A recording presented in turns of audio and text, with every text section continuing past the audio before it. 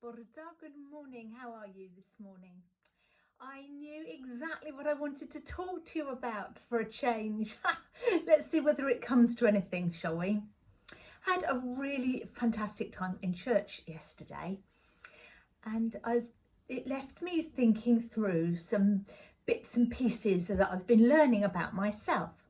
I had always assumed that I was an extrovert and get my energy from being with people. And you like to be in the centre and surrounded and very busy and sociable and gregarious and so on. So it came as quite a shock to me when I did some personality critiquing and some surveys and some exploration. I discovered I'm an introvert.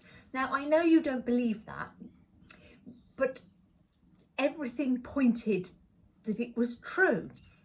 Introverts do still enjoy being with people, but actually they need to step away sometimes and have some quiet time and recharge quietly away from people so that they then have the energy to go back out.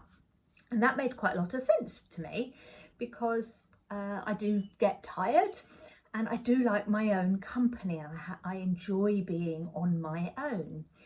So it sort of balanced okay for me, and I thought that's fine. And then I discovered this wonderful subsection, and if you're into psychology and personality types and so on, then you'll tear apart everything I'm about to say probably. But there's this sort of subsection of being an introvert called being an outgoing introvert, and that fitted me perfectly. I love to be out and about and with people, but when I'm tired and when I've had enough, I've had enough. And I need to go away and be quiet. And I settled into the idea that I was an outgoing introvert, and that's been wonderful. I like knowing who I am and where I'm at. And then as the year has gone on with us being more and more isolated and the opportunities for good, strong, in-person social interaction has been so limited, would my family say I've become a bit grumpy? Perhaps. Let's be honest, I've been a bit grumpy. So then when I went to church yesterday and came home absolutely alive and buzzing because I'd been around people and been sociable and it had been encouraging and positive, and I'd felt like I'd actually done something of good quality with other people, just having conversations and making church alive for an hour or so. It made me review all this business about am I an introvert or am I an extrovert?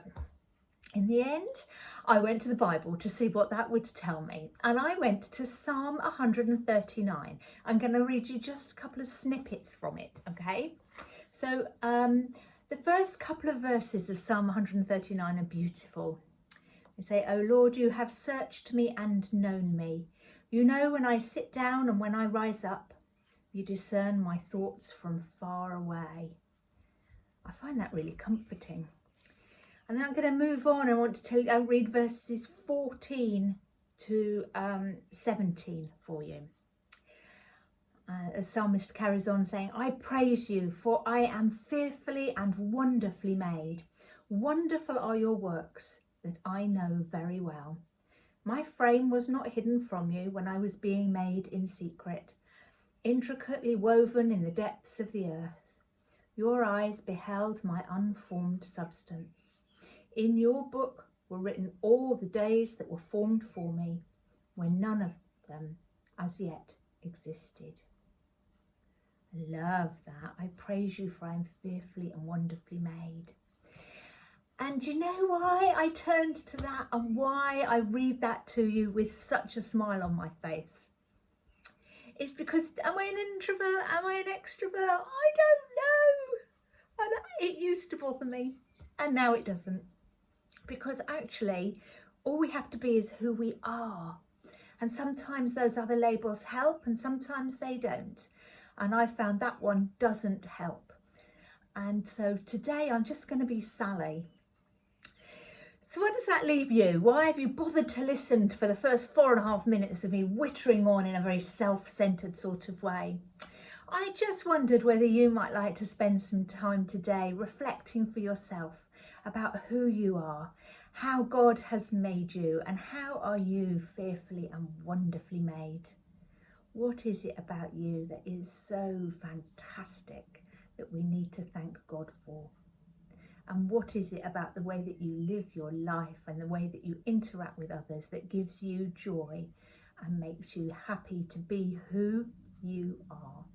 We spend so much time trying to fit ourselves into boxes and trying to squeeze ourselves into shapes that we think society wants us to conform to. And you know what? I don't think we can do it. I don't want to be shoved in a box of extrovert and introvert anymore. And I'm saying perhaps you could have a look at which parts of your life you think are awesome too. The bits that don't necessarily fit in a box. There. That was an awfully long way round to say which bits of you don't fit in a box. But I wanted to share. It's a stream of consciousness for you this morning, and I'm going to go out and about my day today, enjoying the people that I see and enjoying the quiet times equally. I hope you have a lovely day too. Lots of love and God bless. Bye bye.